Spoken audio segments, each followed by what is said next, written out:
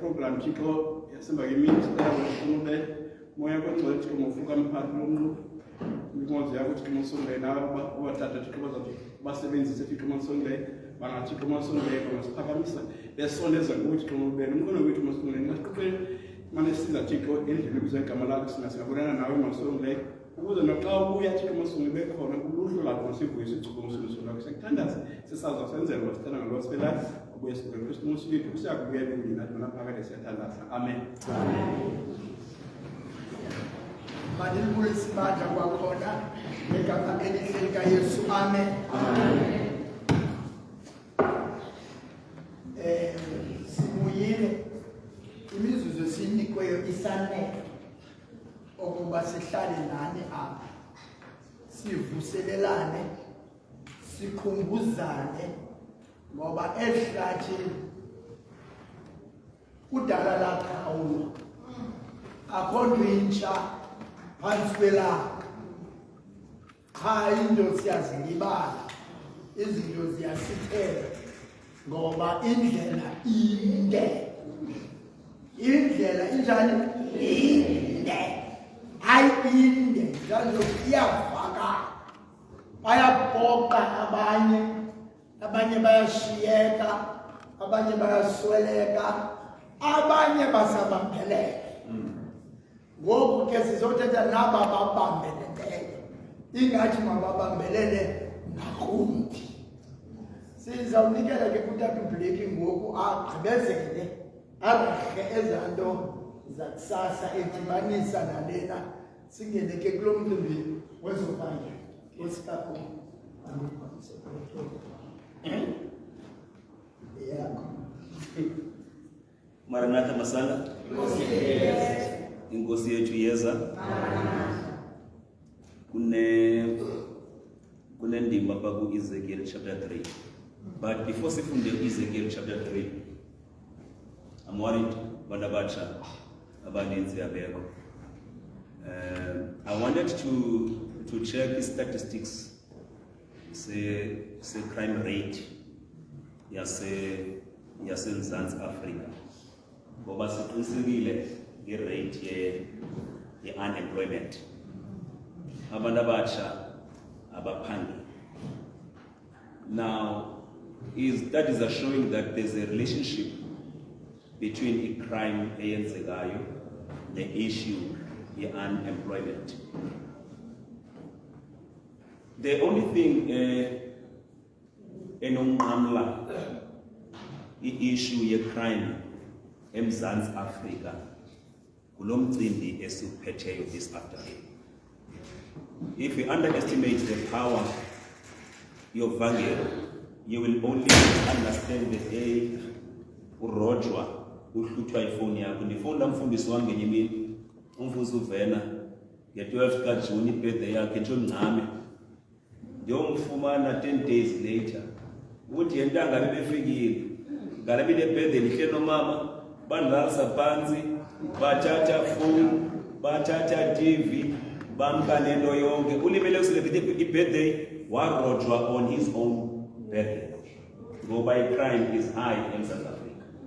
Ndisahlala eZwide ummelelo wami undivizithele siyancobala nomntana ungeni khona kum ndisabele Changa undawuni atende hlenge bethile ndimdirect uzondibona nambona bosochanga ubrother Changa eWoma ndidrope le call abuze lo mntana ukubani thina ndikuchanga mabona ewe waqhuma wabaleka lo mntana ndibuze lo 2 days later uthi akhumbu simoyika eWoma njengochanga ngoba wazi zonke kaJama lo Changa nimbonayo namhlanje ebeyidlobongela izoyiba eWoma mari ivangeli yamqoba manje iPhones ebenozirobha eWoma ngenxa yevangeli akaZulu. My point is that you never understand the power of the gospel up until ubone umuntu otshintshwe yivangeli etshintshwe igospel. So some of us, the peace we have is that way in emakhaya. Soon it will be gone. Ngoba ngomso as long ukukhula indlobongela uxolo lwethu uzawuncipha. And the only thing inokuza peace at our homes yipower yevangeli. Verse 1 and fully and some statements. Ezekiel chapter 3, so verse 18. Ezekiel chapter 3, so verse 18. When I say unto the wicked, thou shalt surely die, and thou givest him not warning, nor speaketh to warn the wicked from his wicked way, to save his life, the same wicked man shall die in his iniquity, but his blood will I require at thine hand. Uba kukho umuntu ongendawo owenza izinto ezingendawo, ithi iBhayibhile uThixo uza kumpanisha ngendlela embi aziphethe ngayo, kodwa igazi lakhe lizawubuzwa phezu kwentloko yam ngoba bendithe cwaka andamnqanda. Sikunye bandla? So ukuthi cwaka singanqangazi umsindo ozayo awusincedi, ngoba at the end sizawuphendula phambi koThixo ngokuthi cwaka kwethu. Uyasinika uThixo opportunity kwindawo esikuyo. I think into lesasho ikhona lokuthetha wathi thethizwana ngoYesu. You know, ngexesha sasi-attenda i-training ka-Pentecost 2000 uthi lo usifundisayo, which is the principle endifuna inika ilungu ngalinye kule ndawo. If you can argue with someone ngeBhayibhile okanye nge-interpretation yeBhayibhile, ndiyovicela ngabo ugqirha eBhofolo ngendaba yesabatha uDr. Dion wangabe eFilipine, ndimbethe ngesabatha ndimbethe isabatha, wamjonga lo gqirha wabuza ugqirha ukuthetha, ndathi ewe doda. Wathi mna ndisuka kwilali ethile eFilipine, siphakathi kweentaba, we only see ilanga for 1 hour. Tell me, when does the Sabbath start? 23 hours kumnyama. It's only 1 hour.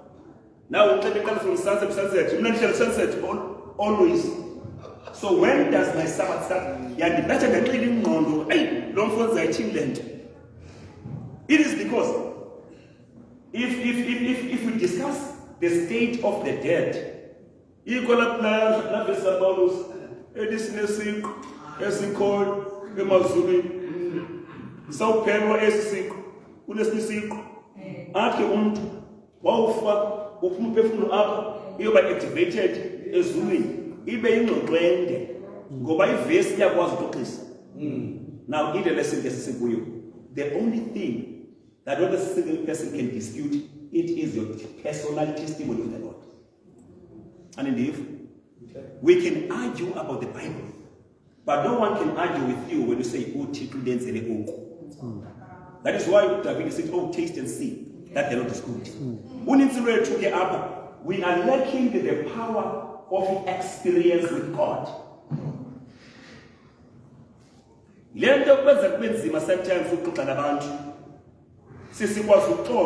Sometimes in texture even limited.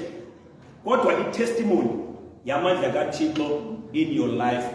Not a single person can take that away.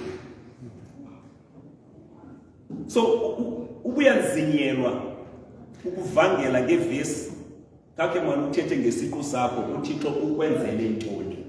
Your personal testimony. Uzawubona umuntu, when they see that in you, it is easy for people to follow. Now, if maybe ukuba ungendawo uphila indlela yakhe yongendawo wena umazi bayindlela yongendawo ungamthethisi, you are accountable kuThixo for the opportunity that God has given you. So silapha ke bandla sizovusela umcimbi wovangelo. Umcimbi wovangelo luxanduva lomuntu wonke obizeleyo legospel. Uba sithi we are marching over to Jerusalem, the question is, ingaba your neighbor, ingaba in your family, are they marching over to Jerusalem? If they are not marching over to Jerusalem, we're now telling a lot. Verse 19, yet if thou warn the wicked, and he turn not from his from his wickedness, nor from his wicked way, he shall die in his iniquity, but thou hast delivered thy soul. The only way you could deliver, ungabi nokutyala kuThixo uxa umxelele nguYesu osindisayo angamamkeli. That's izinto sometimes we take them personal. Uba umani uyabalisa ngale mini uthi bebevizitele umuntu osesibhedlela bamthanaza uthi Blake ngokusithanaza yafuna ukuthi lo muntu in the name of Jesus rise and walk. Ube kuthi hey angaphakanyaka asikanike abantu unekona ukuze be safe mandithi Nkosi mayenzeke intando yakho. It is because if failure in the work of the Lord, see, take us personalized, but I want to fail. So mwana uyovangela bakuthi phushe bakubamele bangazi ukuthi Lord man kwesoup kitchens likhafa nje. Dike lapha nimegqosha ulabasi waste ixesha labantu. Siyabondla ngokuthe kodwa bazi ukuzwe. Your mission is wrong. Your mission is wrong. We don't feed the poor who was enticed for the gospel.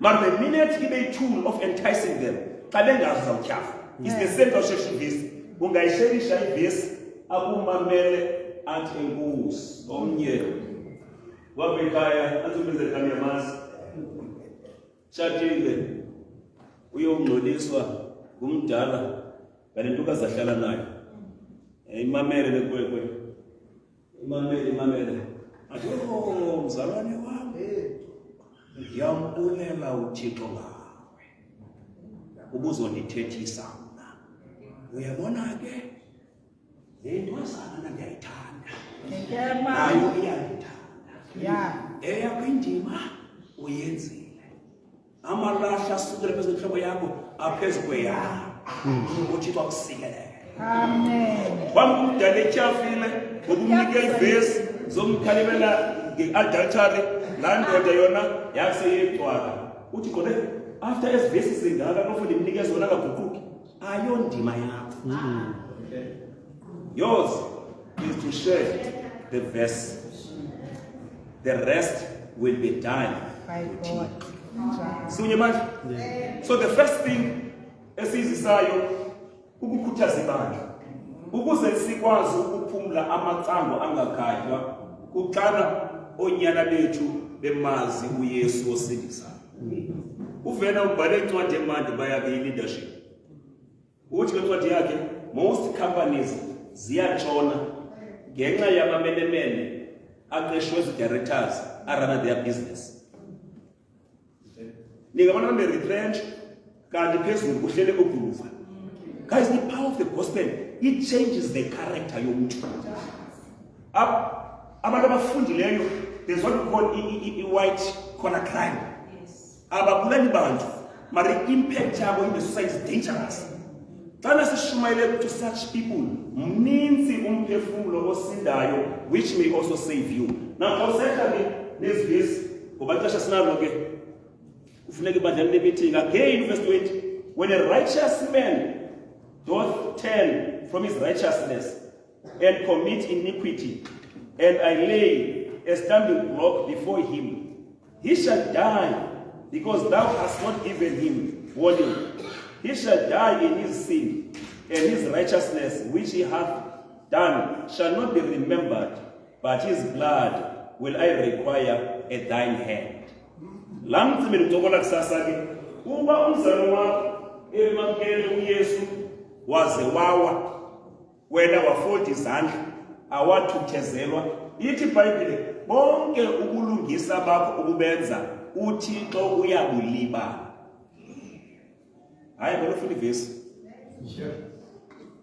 All the righteousness obuyenza uThixo uyayilibala ukuze akupanishele for ukwenza kwakho. Uthi ngoku nawe lungu lalapha eFear Plus ubumazi ngubani uTolike walapha, ubani umshumayeli walapha, ubani umthandazi walapha ohlele lokushini, because ungayanga uyokumvuselela, God will require that blood from your head.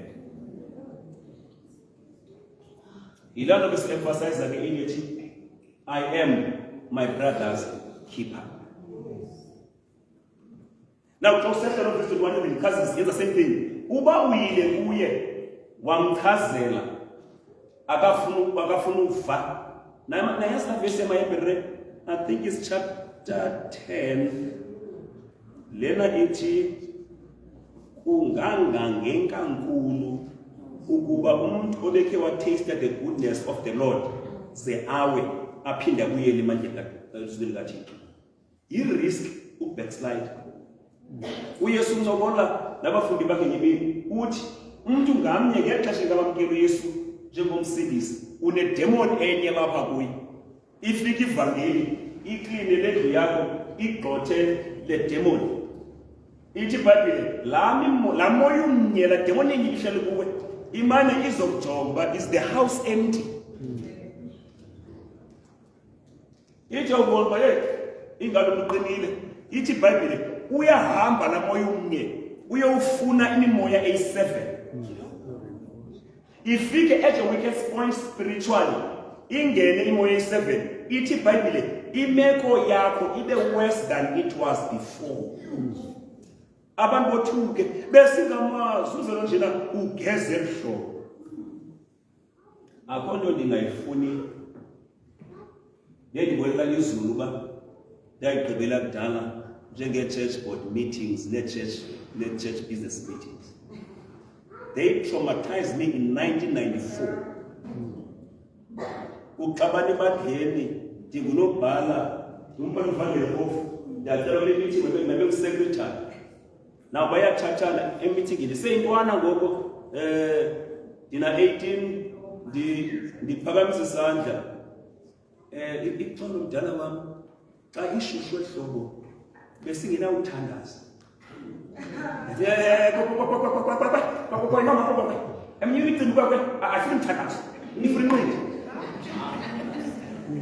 Ndayigqibelisa loo mini i-church board ngoba abanye abazalwane kuze iidemoni ezisixhenxe benze izinto ebandleni ezithusa abantu. So le verse ke ithi kuyingozi xa uhamba noThixo ze uwe ngoba imeko yakho it become worse than it was before. Mandifuna nje statement ke ndizonikela kuDick siyishekele nje i9 minutes. Kuba nesiya kukhambeni yabona bakukhafukhafu niyasifota ilizwe libukele kwenye ibandla ekhe ndaya kulo kuthiwe kwi-assessment ebesiyenzile abantu abafuna uze enkonzweni ilolo sidecide ukwenza week of prayer online abantu baya-attenda online. Now I want to read this quotation. I still believe Ellen White is the prophet of this church. Unless you don't believe. Ellen White yabhala kwi-gospel workers. Kule chapter 18, visiting homes. Because it's in the chapter. Page 187, paragraph number 1. Which there are families who will never be reached by the truths of God's word unless the stewards of His grace enter their homes and point them to the higher way. Kunabantu abangasoze basindiswe up until amalungu alale 3 plus ayonqonqoza ezindlini zabo, hayi through technology but ngenyawo. Sure. See what you I'm not discouraging the use of technology, but umprofetikas uthi amanye amakhaya we will never reach up until thina personally siyokunqonqoza iminyango yabantu. Xa usihla nale chapter uthi our Savior went from house to house healing the sick, comforting the mourners, soothing the afflicted, speaking peace to the desolate. Amanye amakhaya afuna thina siye sizise uxolo lwevangeli. People are distressed outside. And the only thing that can soothe them, it is the power evangeli. If not just the last part, ngingene kuyo. Nansi bekugqibela ke in the event that was not being busy with the campaign. Now let's see a campaign. Our clothing should be plain and simple, so that when we visit the poor, they will not be embarrassed by the contrast between our appearance and their own. We need sibayale abantwana bethu xa sisiya door to door, even nathi siziyale sigade our emotions. Siyakwazi ukubona izinto kulimizi siyakulo. Insini onoyenza noba nithi ngamehlo ngenye into lodlaleni ningaze niphulukane nomphefumulo benze uvangeli. Omnye aye enxibe uhlobo ethile ufike apha isitulo sigcwele nje umdala apha. Abantu they observe how you react. I remember umfi umdaka noba usihayi bavangela kulaa mcimbi kulaa mmango wase-Alice beza door to door baquqe kweli xhegwazana nomama ucabe enambithi kwivangeli bafika ngale mini nomama ngenxa yobubele bale nto ayenzelwa ngabo wahlala phansi wacinga ndingabanika ntoni mna njengombulelo waxhela eyona nkukhu yakhe ityebileyo ayithandayo nomama zii-vegetarians now bathi akho nto yayinzima njengoginyela nyama ngalaa mini. Lo mntu uyipheke ngobubele, they had to balance sophule le ntliziyo okanye si-compromise what to know. And because of le ntliziyo bayinasileyo bayitya loo nyama bazomchazela emva koko ukuthi inyama siyitye mamama.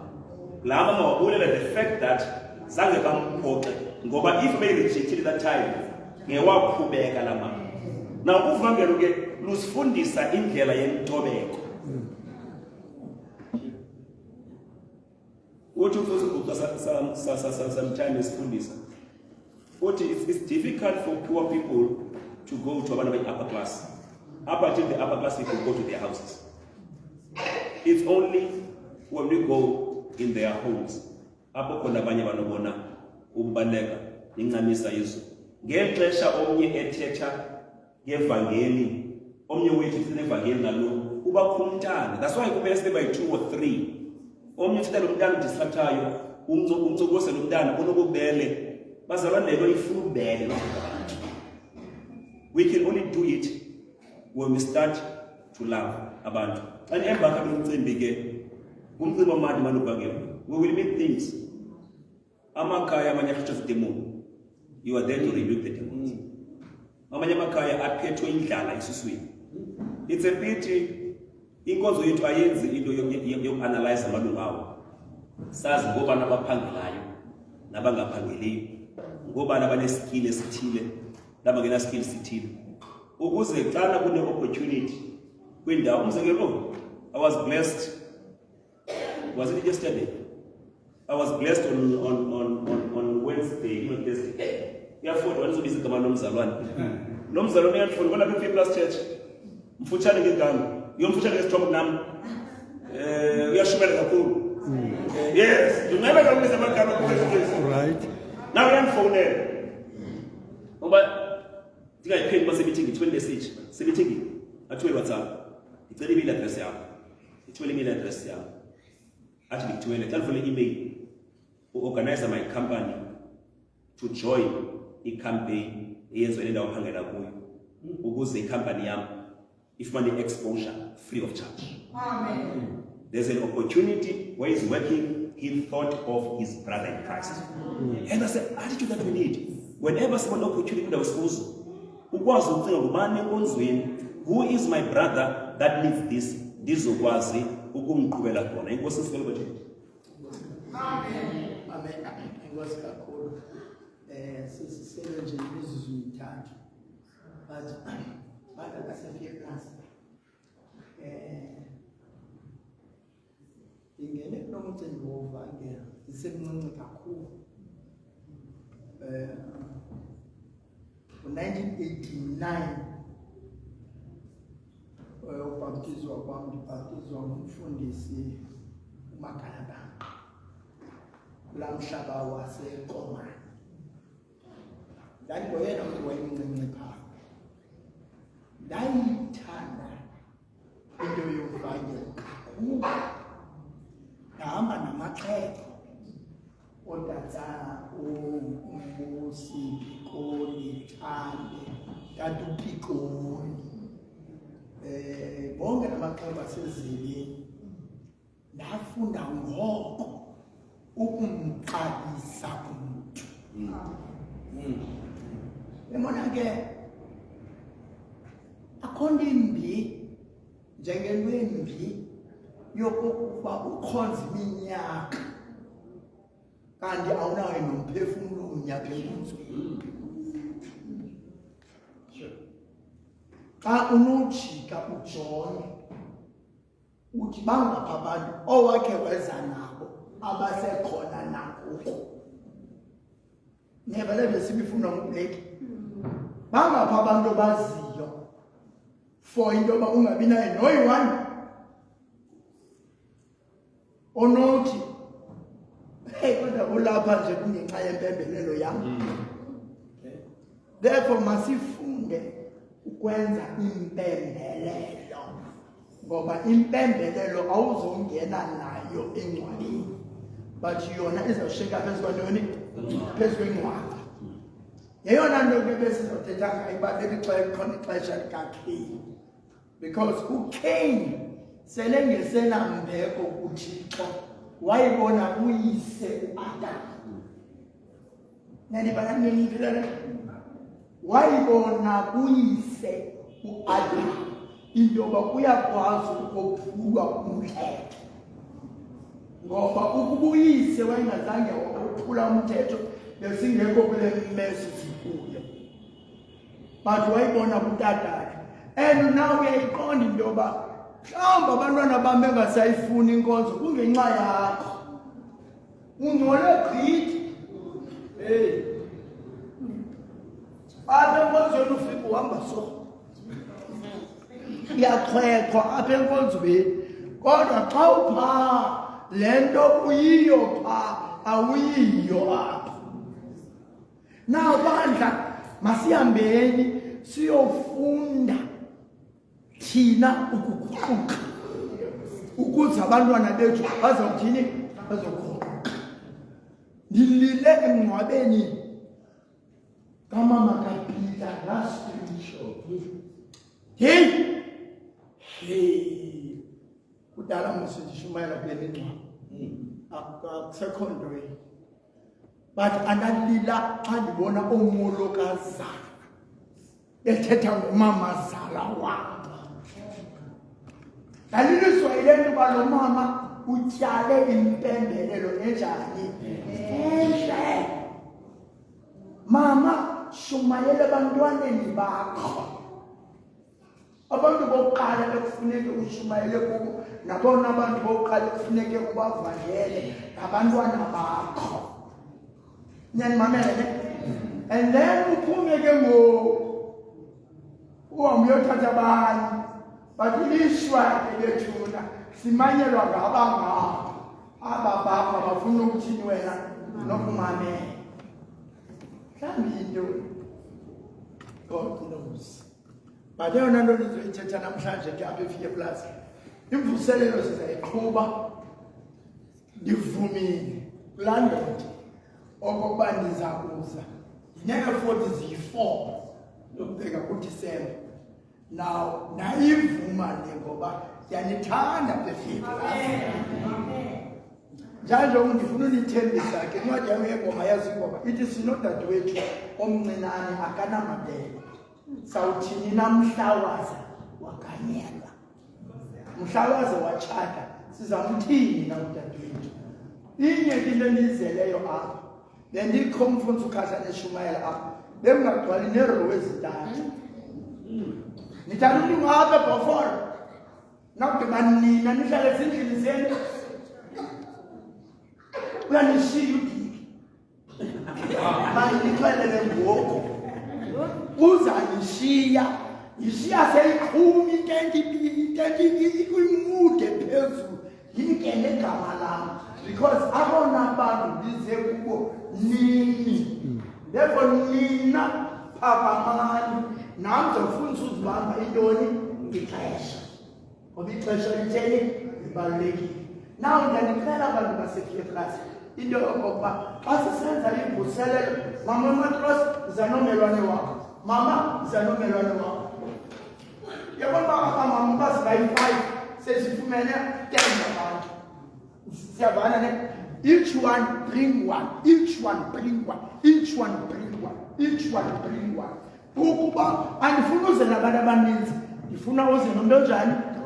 Oyi-1 qha mama. Sifuna only one.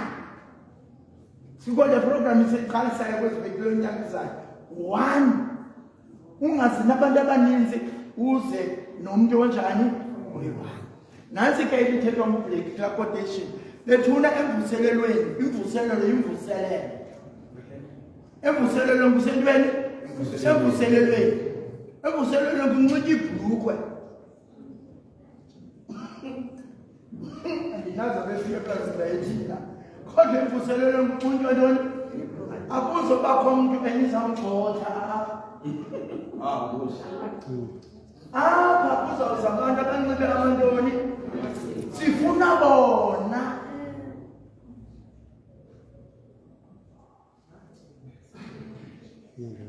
Then ndiyanixelela kwangoku bakhona abantu kungabikho bantu abazawujikiswa phaya kuthiwa jika unxibe intoni ibhulukwe. Ngoba laa bhulukwe inxitywa laa mntana yile bhulukwe mna ndingayinxibile ndinxibile. Ndilokwenza abantu ababhinqileyo ndinxibile.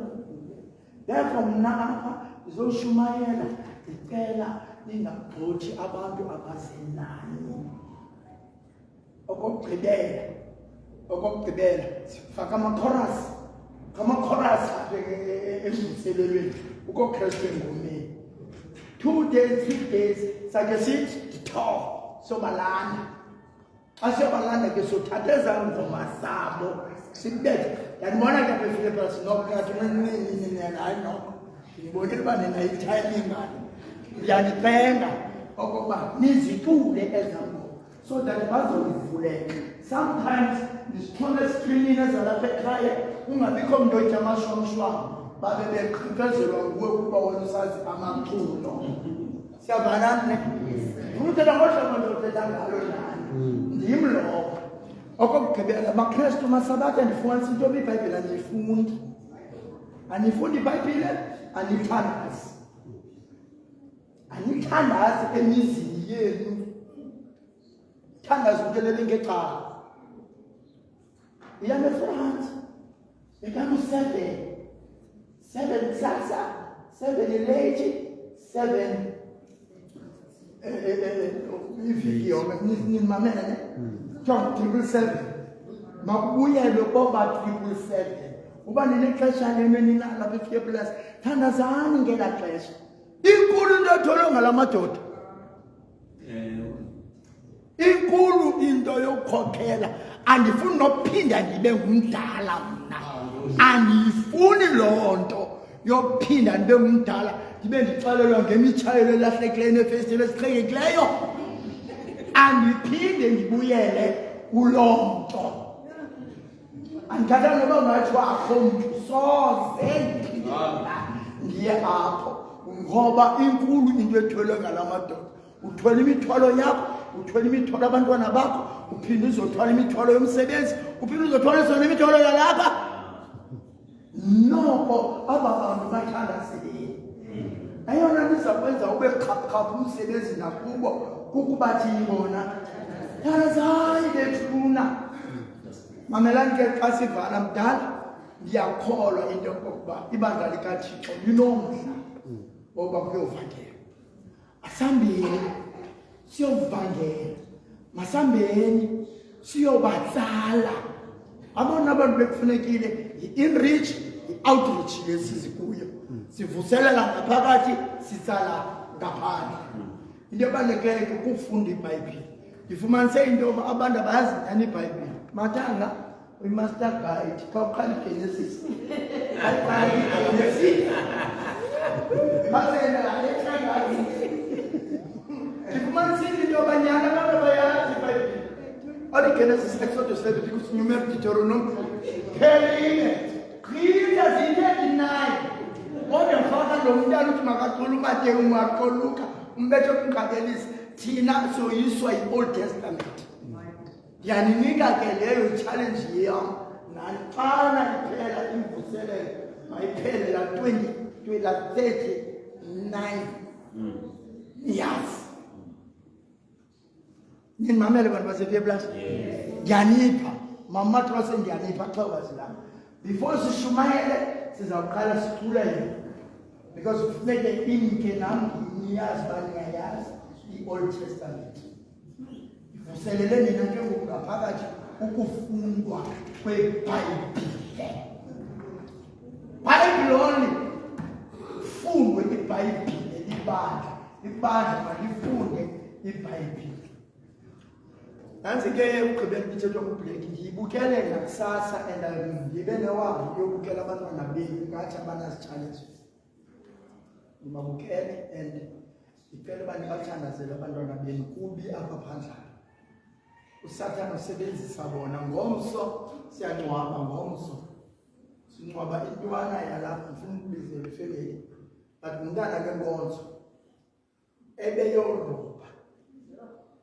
amaqwaqwana emadala ambethe mama ambethe wasweleka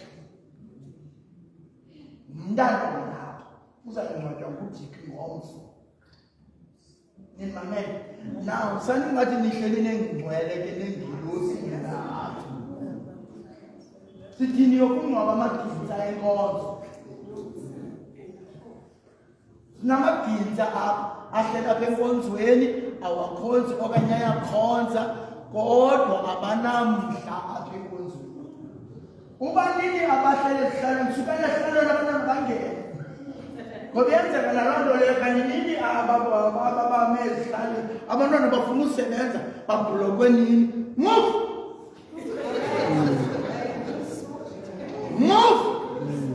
nidihlele ngoba niqhubekisi le nto unini ngoku liloma ngaphambili nika abantwana ngo-give them chance ixesha ngoku lelobani lelabo move so that xa bebhatyaza ukhona sithi umntana angabantwanalele ngenangaleni indlela enyaka baqekise ukukhokhela nikhona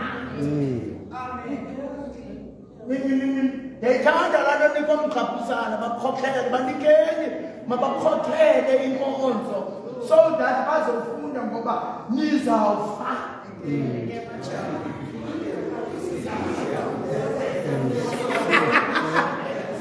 Nizawufa noma niyaxhathisa, nizawubhubha, nizawuhamba. Khipho ngoba lutsha xa lilibele kumfonyana nesihlalo lizakwazi intoni? Therefore, let's give them the chance. Impi nalaa nto yoba isizathu soba bangakhuphi ishumi neminikelo yinto yokokuba nina nibanika ithuba. Nawubanikhupha ngoku bazisa umbingelelo endaweni yomnikelo. Bazisa umnikelo endaweni yombingelelo. Niyayiva ne? Yaba incwadi kaKheyini Yesu athetha ngayo. uKheyini endaweni yozisa umbingelelo waziswa ntoni? Umnikelo. There's a difference between umnikelo nombingelelo. Yile nto onikela ngamatswele. Awuzisa amatswele neebhitruthi. Ufunwa imvu yena uzise amatswele nelentuka. Basile ngosabantwana. Basile bayayazi bawumbingelelo kodwa ngombingelelo bazisa amatswele. Ne-onion apha bazisa ne-cucumber. Kanjani uKheyini ezisa i-cucumber endaweni yontoni? Yembingelelo. Vela masiphakameni bethu nasithandazele. Then ke siyaqalisa ikhala nendeki 11 masiphakameni October 11 ka-October ziyaqhuma indaba.